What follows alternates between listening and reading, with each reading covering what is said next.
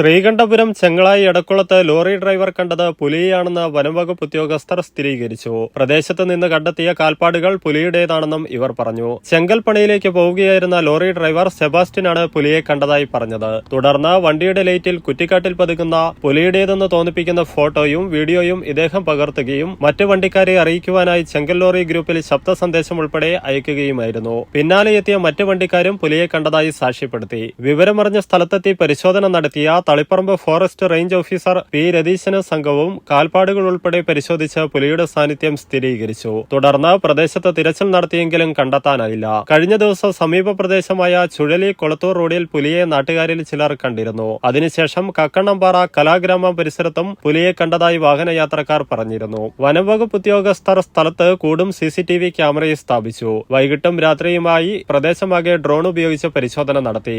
Section forest officer K ബാലൻ, beat forest ഓഫീസർമാരായ Mukesh, Muhammad Shafi, MK Jijesh, P Rajeevan, Sujith Raghavan, PC Mithun, KK Fathima, Vaishakh Rajan എന്നിവരും തിരച്ചിലിന് നേതൃത്വം നൽകി. ചെങ്ങളായി പഞ്ചായത്ത് പ്രസിഡന്റ് VP മോഹനൻ, അംഗങ്ങളായ A Janardhanan, PV Rajitha, K Prasanna, Ashiq Chengalayi, MM Prajosh തുടങ്ങിയവർ സ്ഥലം സന്ദർശിച്ചു.